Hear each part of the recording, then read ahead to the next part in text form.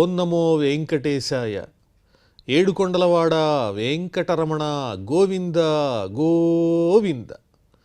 శ్రీ శ్రీనివాస శ్రీ వెంకటేశ గోవింద గోవింద. కలియుగ ప్రత్యక్ష దైవం శ్రీనివాస పరబ్రహ్మ అనుగ్రహ విశేషంతో శ్రీమద్భాగవతంలో ఏకాదశ స్కంధంలోని విశేషాలు యథాశక్తి తెలుసుకుంటూ ఉన్నాం. నారాయణం నమస్కృత్య నరం చైవ నరోత్తమం దేవీం సరస్వతీం వ్యాసం తతో జయముదీరయేత్. సుఖయోగీంద్రుల వారు పరీక్షిన్ మహారాజునకు భగవల్లీలా విశేషాలను వర్ణించి చెబుతూ ఉన్నారు. అందులో భాగంగా శ్రీకృష్ణ పరమాత్ముడు ఉద్ధవునకు తత్వోపదేశం చేస్తూ ఉన్నారు. వైరాగ్యము యొక్క గొప్పతనాన్ని గురించి వర్ణించి చెబుతూ ఉన్నారు. పరమాత్మను ఏ విధంగా పొందాలో చెబుతున్నారు. ఈ సంసారంలో జీవితం, ఈ దేహం కలిగినందుకు ఏ విధంగా ప్రవర్తిస్తే పరమాత్ముణ్ణి సాధించగలమో చెబుతున్నారు. మన్యసే సర్వభావానాం సంస్థాహ్యౌత్పత్తికి యథ తత్తదాకృతి భేదేన జాయతే భిద్యతే చ ధీః. అనేక రకాలైనటువంటి సంప్రదాయాలంటే అనేక రకాలైనటువంటి భావాలతో కూడిన ఆలోచనలు ప్రతి ఒక్కళ్ళకి ఉంటాయి. వారి వారి ఆలోచనల్ని బట్టి వారు ఆ మార్గంలో వెడుతూ ఉంటారు. అలాగని అన్ని మార్గాలు సత్యమైనవే కాకపోవచ్చు కదా. ఏదైతే నిజమైనటువంటి సత్యమైనదై ఉన్నదో అదే పరమాత్మను కూర్చినటువంటి జ్ఞానము. ఆ పరమాత్మ సంబంధమైనటువంటి జ్ఞానము దేని ద్వారా లభిస్తుందనే దాన్ని నిపుణుడైనటువంటి పండితుడు గురూపదేశం ద్వారా జాగ్రత్తగా నేర్చుకుని అన్వేషణ ప్రారంభించాలి అని చెబుతూ, సకల పదార్థములు శాశ్వతమైనవే అని కొంతమంది అంటారు. కానీ పదార్థాలన్నీ నశించిపోయేవే, శాశ్వతమైంది కేవలం పరమాత్ముడే అన్న విషయాన్ని తెలుసుకోవాలి. అలా లేకపోతే వైరాగ్యం ఎందుకు కలుగుతుంది? అన్నీ శాశ్వతమైనవి అని చెప్పినట్లయితే అప్పుడు పరమాత్మతో పాటు అన్నీ శాశ్వతమైనప్పుడు పరమాత్ముడినే పొందాలి అనేటువంటి ఆసక్తి కలగకపోగా ఇతరమైన విషయాలు కూడా శాశ్వతం అనుకుని వాటి వెంట పడేటువంటి ప్రమాదం ఉన్నది. కాబట్టి జాగ్రత్తగా గమనించుకోవాలి. ఏవమప్యంగ సర్వేషాం దేహినాం దేహయోగతః కాలావయవతః సంతి భావా జన్మాదయో అసకృత్. శరీరంలో ఈ దేహంలో మార్పులనేవి తప్పనిసరి. బాల్యము, కౌమారము, యవ్వనము, వార్ధక్యము, తరువాత మరణము. మరణమైన తర్వాత కర్మని బట్టి మళ్ళీ దేహాన్ని పొందడము. ఇదంతా కర్మానుగుణంగా ఒక చక్రంలాగా జరుగుతూనే ఉంటుంది. కాబట్టి దేహాదుల యందు, బంధువుల యందు మమకారాదులను లేకుండా సంగరహితంగా ఈ దేహాన్ని ఇచ్చినందుకు ఈ దేహాన్ని భగవత్ కైంకర్యానికి ప్రధానమైన సాధనంగా ఉపకరించుకోవాలి. వైరాగ్యాన్ని సాధన చెయ్యాలి అని చెబుతున్నారు పరమాత్మ. అత్రాపి కర్మణాం కర్తుః అస్వాతంత్ర్యంచ లక్ష్యతే భోక్తుశ్చ దుఃఖ సుఖయోః కోన్వర్ధో వివశం భజేత్. కర్మని ఆచరించటం కానీ, ఆ కర్మ సంబంధమైనటువంటి ఫలితాన్ని అనుభవించటం కానీ, వీటన్నింటిలో దేహమును ధరించినటువంటి జీవులకు స్వాతంత్ర్యం అనేది లేదు. జీవులందరూ భక్త పరతంత్రులే. ఈ కర్తృత్వ భోక్తృత్వములనేటువంటివి పెట్టుకోకూడదు. అవి మోహాన్ని కలిగించేవి. ఆ స్వాతంత్ర్యం జీవరాశులకు లేవు. అసలు ఆ స్వాతంత్ర్యమే గనక ఉన్నట్లయితే ఇది సుఖము, ఇది దుఃఖము అని వాటిల్ని స్వయంగా ఏర్పాటు చేసుకుని అనుభవించేటువంటి స్వాతంత్ర్యమే గనక ఈ జీవులకు ఉన్నట్లయితే అసలు దుఃఖాన్ని పొందాలనే కోరిక ఎవరికీ కలగదుగా.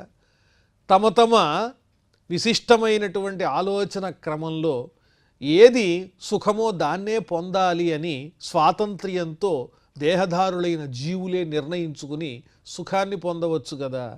కాబట్టి సుఖం కలగడానికి కానీ దుఃఖం కలగడానికి కానీ కారణం ఎవరు అంటే ఆ పరమాత్ముడే. మన కర్మానుగుణంగా ఆయనే మనకి దేహాన్ని, ఈ కర్మలను ఏర్పాటు చేస్తూ ఉంటాడు తప్ప వాటి విషయంలో జీవులకు ఎటువంటి స్వాతంత్ర్యము లేదు అని చెబుతూ, న దేహినాం సుఖం కించిత్ విద్యతే విదుషామపి తథా చ దుఃఖం మూఢానాం వృథాహంకరణం పరం.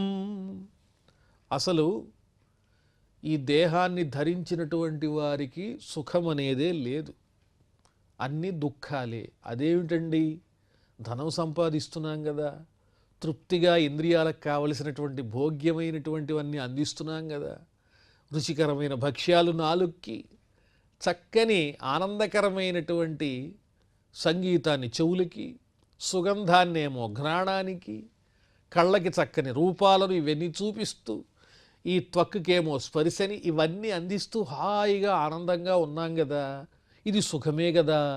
సుఖమే లేదంటారేమిటి అంటే ఇది సుఖాభాస, సుఖం కాదు.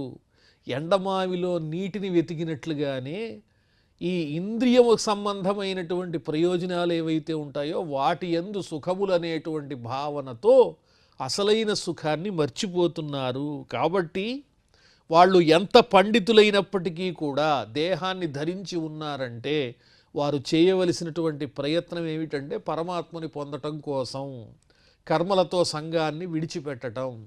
ఈ లౌకికమైన విషయాల్లో గనక సుఖాన్ని వెతకటం ప్రారంభించారంటే వాళ్ళు ఎంత పండితులైనా కూడా అధఃపాతాళానికి వెళ్ళిపోతారు. అందువల్ల నేను అనేటువంటి అహంకారం అనేది పనికిరాదు అని చెబుతున్నారు.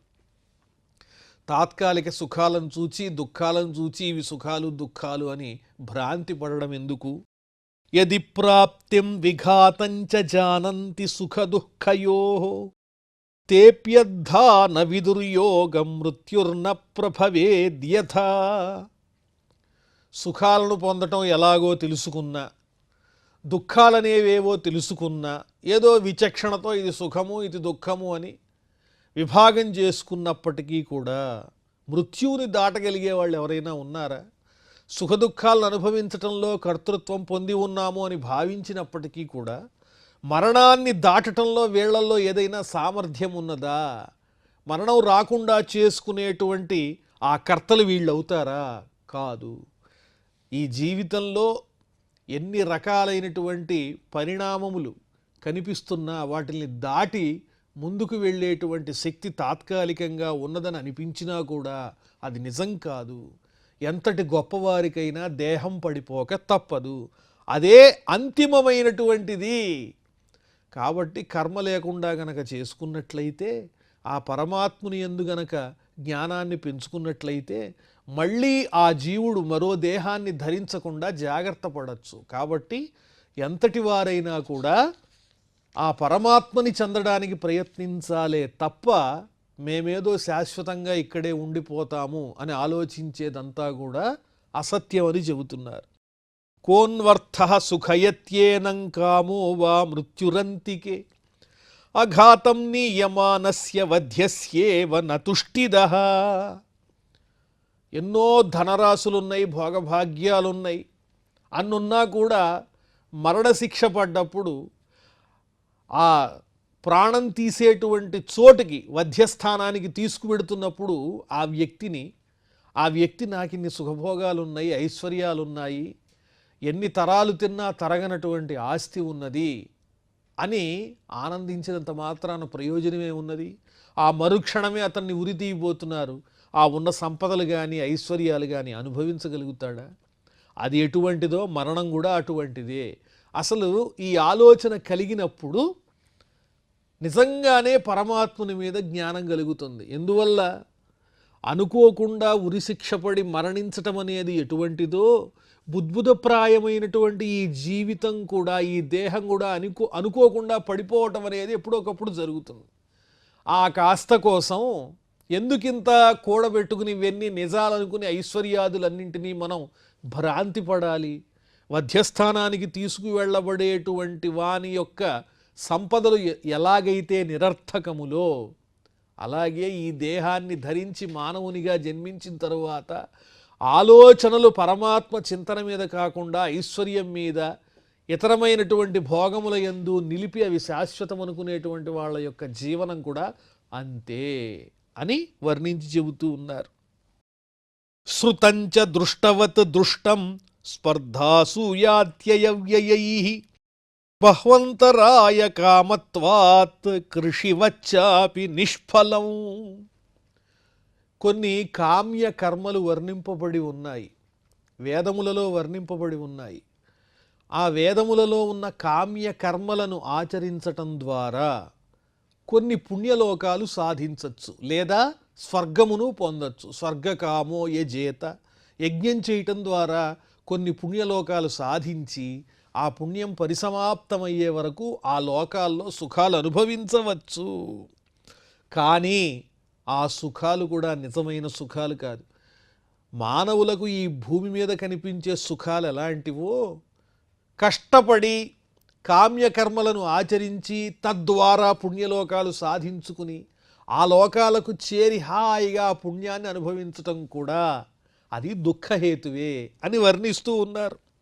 ఎందువల్లంటే ఇక్కడ చేసుకున్నటువంటి పుణ్యం ఏదైతే ఉందో కామ్యకర్మల ద్వారా ఆ పుణ్యం కూడా ఖర్చు అవుతూ ఉంటుంది. మనం అనుభవించే సుఖాల ద్వారా, ఆ పుణ్యలోకాల్లో మనం అనుభవించే సుఖాల ద్వారా చేసుకున్న పుణ్యకర్మ తాలూకు ఉన్నటువంటి ఆ వైభవం అంతా కూడా దినదినము క్షయమవుతూ ఉంటుంది. అప్పుడు ఈ స్వర్గ సుఖాలు ఇవన్నీ నెమ్మదిగా తరిగిపోతాయి. కానీ కష్టపడి అలాంటి కర్మలను ఆచరించటం కూడా ఎన్నో విఘాతములతో కూడినటువంటి విషయమే. ఏదైనా ఒక ప్రయోజనంతో యజ్ఞం చేసేటప్పుడు, అది సాధించాలనుకున్నప్పుడు, మనకు కావలసిన కోరికతో యజ్ఞం చేసినప్పుడు, ఆ కోరికను సాధించాలనుకున్నప్పుడు తదనుగుణమైనటువంటి విశేషమైనటువంటి విలక్షణమైన కర్మలను ఆచరించాలిగా యజ్ఞాంగభూతంగా. అవన్నీ చెయ్యాలంటే ఎన్నో అవస్థలు పడాలి, అష్టకష్టాలు పడి అనేక రకాలుగా ఏదో విధంగా ఆ యజ్ఞాన్ని పూర్తి చేసి అమ్మయ్య ఈ యజ్ఞం వలన నేను ఈ పుణ్యాన్ని పొందాను, పుణ్యలోకాన్ని సాధించాను అని తృప్తిపడే లోపే అంతరాయైః అవిహతః యది ధర్మస్వనుష్ఠితః తేనాపి నిర్జితం స్థానం యథా గచ్చతి తచ్ఛృణు.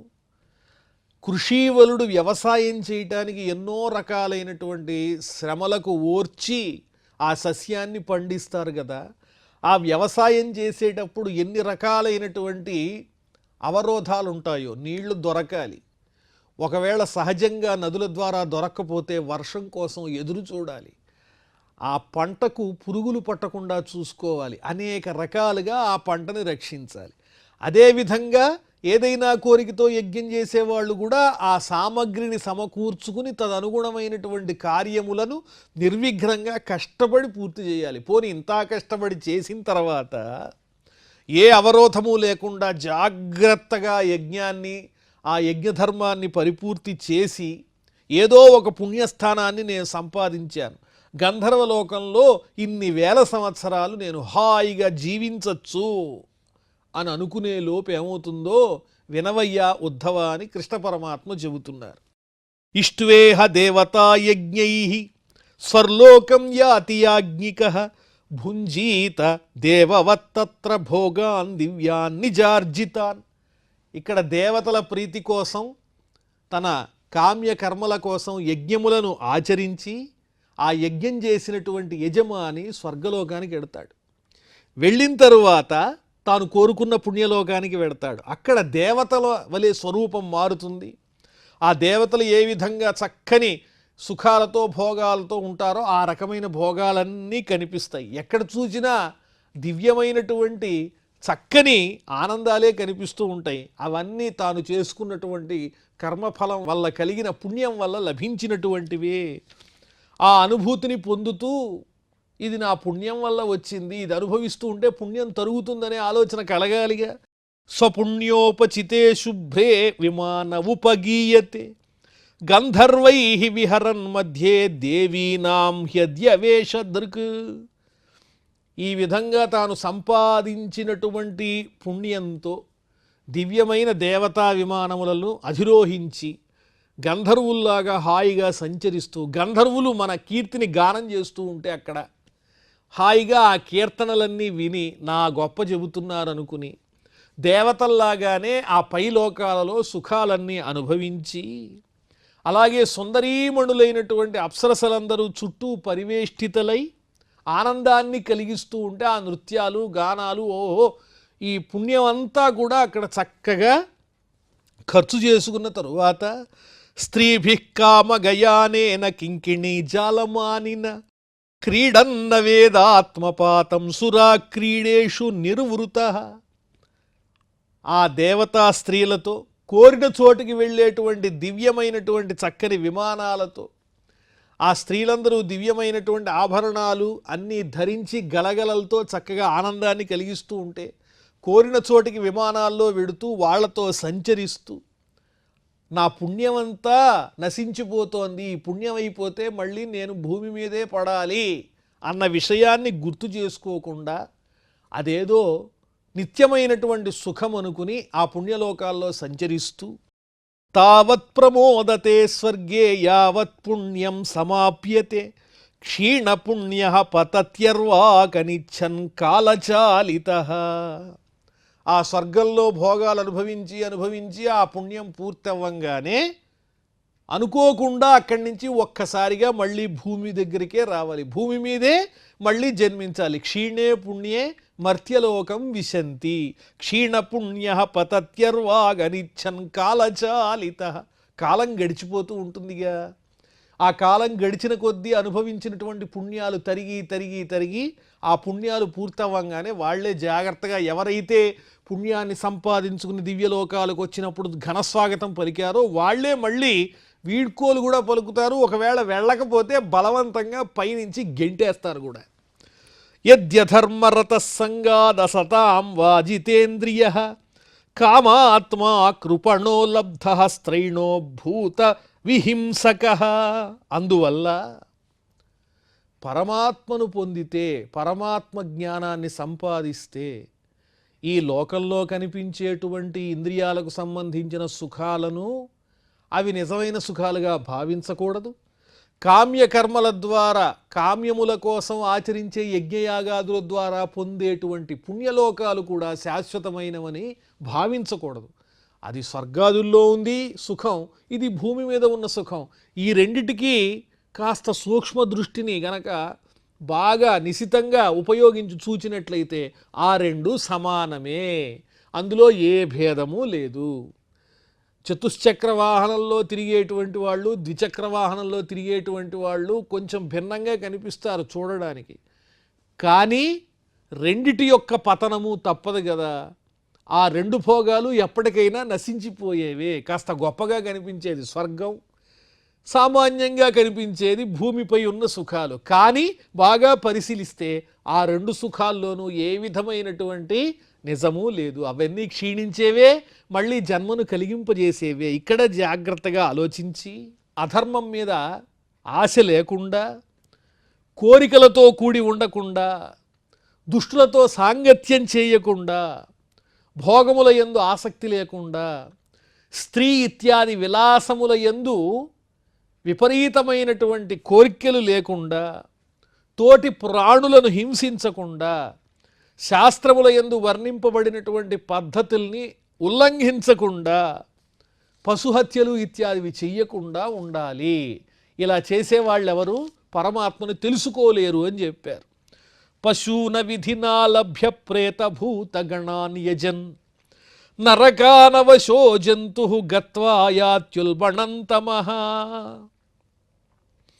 అదేవిధంగా తాత్కాలికమైనటువంటి కోర్కెలు తీర్చుకోవటానికి కొంతమంది దుష్టమైన స్వభావం కలిగినటువంటి వారిని పూజించి వారి ద్వారా కొన్ని రకాలైనటువంటి కోర్కెలను సంపాదించుకుని వాటితో పరులను హింసించి, ఇలాంటి లక్షణాలు కలిగినటువంటి వాళ్ళు ఇక్కడ తాత్కాలిక సుఖాన్ని అనుభవించినా చిట్ట చివరికి వాళ్ళు చేరేది నరకానికే.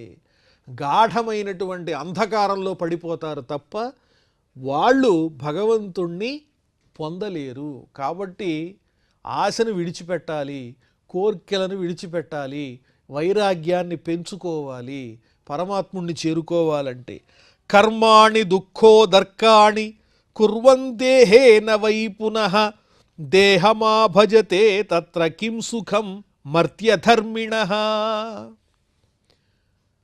భవిష్యత్ కాలంలో సుఖాన్ని కాకుండా దుఃఖాన్ని ఇచ్చేటువంటి తాత్కాలిక ప్రియములైనటువంటి కర్మలను ఆచరిస్తూ, ఆ కర్మలను ఆచరించడం వల్ల ప్రియమే కలుగుతుంది తప్ప శాశ్వతమైన హితం కలగదు. ఆ తాత్కాలిక ప్రియమైనటువంటి కర్మలను ఆచరిస్తూ తద్వారా ముక్తిని పొందక మళ్ళీ మళ్ళీ జన్మలను పొందుతూ పరిభ్రమిస్తూ సంసార చక్రంలో మరణిస్తూ ఉండేటువంటి దేహధారులైనటువంటి ఈ జీవులకు ఆ దేహాలు పడిపోగానే ఈ జీవులు మళ్ళీ దేహాన్ని పొందుతూ ఉంటాయి. ఆ తర్వాత ఆ దేహం పడిపోతుంది, మళ్ళీ ఇంకో దేహం, ఇలా జీవులు పరిభ్రమిస్తూనే ఉంటాయి, దేహాలు పడిపోతూనే ఉంటాయి. దీనివల్ల నిజమైన సుఖం ఎక్కడ కలుగుతుంది? నిజమైన సుఖము అంటే ఈ కనిపించేటువంటి బహిర్గతంగా ఉన్నటువంటి దేహానికి ఇంద్రియాలకు కలిగే సుఖం కానే కాదు. ఏది సుఖము అంటే మళ్ళీ మళ్ళీ ఇలాంటి దేహం రాకుండా పరమాత్మనే పొందడానికి జనన మరణ చక్రం నుంచి తప్పుకోవటమే నిజమైన సుఖం. అలాంటి ప్రయత్నం ఏదైతే ఉంటుందో అది నిజమైన సుఖం. అది జాగ్రత్తగా గురువు ద్వారా తెలుసుకోవాలి అని శ్రీకృష్ణ పరమాత్మ ఉద్ధవునకు తెలియజేస్తున్నారు. లోకానాం లోకపాలానాం మద్భయం కల్పజీవినాం బ్రహ్మణోపి భయం మత్తో ద్విపరార్ధపరాయుషః. దీని నుంచి, ఈ జనన మరణ చక్రం నుంచి, ఈ మాయ నుంచి దాటగలిగిన వాళ్ళు ఎవరూ లేరు. ఎందువల్లంటే నన్ను పొందాలంటే అంత చక్కని విలక్షణమైనటువంటి ఆలోచన అవసరం. బ్రహ్మాదులైన, ఇంద్రాదులైన, దేవతలైన, లోకపాలకులైన, మానవులైన, ఋషులైన, యోగులైన ఎవరైనా కూడా కొన్ని కల్పాల పాటు జీవించేటువంటి శక్తిని తపస్సు ద్వారా సముపార్జించిన వారైనా సరే, బ్రహ్మగారికి 100 సంవత్సరాల ఆయుర్దాయం ఆయన కాల ప్రమాణాన్ని బట్టి. అలాంటి 100 సంవత్సరాలు దివ్యమైన సంవత్సరాలు జీవించిన బ్రహ్మగారు కూడా ఈ పరమాత్ముడిని పొందడానికి ప్రయత్నమే చెయ్యాలి. ఎందువల్లంటే ఆ పరమాత్ముని మాయలో బ్రహ్మగారు కూడా తిరుగుతూనే ఉంటాడు, మళ్ళీ మళ్ళీ పుడుతూనే ఉంటాడు. కాబట్టి మళ్ళీ మళ్ళీ జన్మ లేకుండా ఉండాలి అంటే దానికి గతి ఏమిటంటే మోక్షం ఒక్కటే. అందువల్ల నా వల్ల, పరమాత్ముడనైనటువంటి నా వల్ల, కృష్ణుడు చెబుతున్నాడు ఉద్ధవునికి, వీళ్ళందరికీ కూడా నేనంటే వారు కొంచెం జాగ్రత్తగానే ఉంటారు. అమ్మో, ఈ పరమాత్ముని మాయ అతీతమైనటువంటిది, ఆ మాయ దాటి ఆ స్వామి అనుగ్రహాన్ని మనం పొందాలి, ఆయన పట్ల శ్రద్ధాశక్తులతో ఉండాలి అని ఎప్పుడు జాగ్రత్తగానే ఉంటారు. ఇంకా సామాన్యుల గురించి చెప్పేది ఏముంది? గుణా సృజంతి కర్మాణి గుణోనుసృజతే గుణాన్ జీవస్తు గుణ సంయుక్తో భుంక్తే కర్మఫలాన్యసౌ. భగవంతుని ద్వారా ప్రేరేపితమైనటువంటి సత్వ రజస్తమో గుణాలు ఎన్నోసార్లు చెబుతున్నారు ఈ విషయాన్ని. అంటే పదే పదే తెలుసుకోగా కొంతైనా దాని మీద చదివేటువంటి వాళ్ళకి ఒక జ్ఞానం కలుగుతుందనేటువంటి ఉద్దేశ్యంతో పరమ కరుణతో ఆ ఋషులు చెబుతూ ఉన్నారు. వ్యాస మహర్షి ఈ సత్వగుణము, రజోగుణము, తమోగుణము వీటిల్లో వచ్చేటువంటి మార్పుల వల్ల, భగవత్ సంకల్పం వల్ల, ఆయన కలిగించేటువంటి మార్పుల వల్ల, హెచ్చుతగ్గుల వల్ల ఈ సృష్టి అనేది ఏర్పడుతుంది. ఇంద్రియాలు అనేటువంటివి ఏర్పడుతూ ఉంటాయి. ఆ ఏర్పడినటువంటి ఇంద్రియాదులు అనేక రకములైనటువంటి కర్మలను ఆచరిస్తూ ఉంటాయి. కాబట్టి ఈ జీవుడు ఆ కర్మలతో కూడిన ఇంద్రియాలతో సంగం పెట్టుకోవటం వల్ల ఆ కర్మలను ఆచరిస్తూ తన లక్ష్యమేమిటో మర్చిపోయి ఆ కర్మఫలాల్ని ఎప్పుడూ అనుసరిస్తూనే ఉంటాడు తప్ప నన్ను చేరుకోలేడు, పరమాత్మను చేరుకోలేకపోతున్నాడు. కాబట్టి ఆ మాయని తప్పించుకుని జాగ్రత్తగా పరమాత్మ చింతన కలిగి ఉండాలి. యావత్ స్యాత్ గుణవైషమ్యం తావన్నానాత్మమాత్మనః నానాత్మమాత్మనో యావత్ పారతంత్ర్యం తదైవహి. ఎప్పటి వరకు అయితే నేను, నాది, నేనే చేస్తున్నాను, నేను గొప్పవాణ్ణి, ఇదంతా నా అధీనంలో ఉంది, ఇలాంటి భావాలు ఉన్నంత వరకు ఆ మాయాగుణాల ప్రభావం ఉన్నట్టే. అప్పటిదాకా ఈ దేహమే ఆత్మ అనే భ్రాంతి ఉంటుంది తప్ప ఈ దేహం పడిపోయేది, ఇలాంటి దేహాలు అనేకం వస్తూ ఉంటాయి, పొందవలసింది అంతర్యామిగా ఉన్న పరమాత్మను తెలుసుకుని ఆయన్నే చేరుకోవాలి. ఈ దేహభ్రాంతి విడిచిపెట్టాలి. దేహము నిత్యమైనది కాదు, అంతర్యామిగా ఉన్నటువంటి పరమాత్మను తెలుసుకునేటువంటి ప్రయత్నం చెయ్యాలి. అప్పుడే జీవునకు ముక్తి, జీవన్ముక్తుడవుతాడు అని తెలుసుకునేంత వరకు, ఆత్మతత్వజ్ఞానం కలిగేంత వరకు, నేను నాది అనే అహంభావం పోనంత వరకు ఈ సంసారము తప్పదు, ఈ పుట్టుక మరణం అనేటువంటిది తప్పదయ్యా ఓ ఉద్ధవా. కాబట్టి అన్నిటినీ సమానంగా చూడటం, అన్నింటిలో పరమాత్ముణ్ణి దర్శించటం, దేంతోనూ సంగం లేకుండా ఉండడం, ఇలాంటి బుద్ధితో నీవు సంచరించు. అప్పుడే నీవు తప్పనిసరిగా నన్ను చేరుకోగలుగుతావు అని ఆ ఉద్ధవునకు కృష్ణ పరమాత్మ ఉపదేశిస్తున్నట్లుగా మనందరికీ జ్ఞాన మార్గాన్ని తెలియజేస్తున్నారు. మరిన్ని విషయాలు మనం మళ్ళీ తెలుసుకుందాం. ప్రస్తుతం క్షమాప్రార్థనాదులతో ఈ కార్యక్రమాన్ని పరిసమాప్తం చేసుకుందాం. అథ క్షమాప్రార్థన. యదక్షరపదభ్రష్టం మాత్రాహీనంచ యద్భవేత్ తత్సర్వం క్షమ్యతాం దేవ నారాయణ నమోస్తుతే. శ్రియఃకాంతాయ కళ్యాణ నిధయే నిధయేర్థినాం శ్రీవేంకట నివాసాయ శ్రీనివాసాయ మంగళం.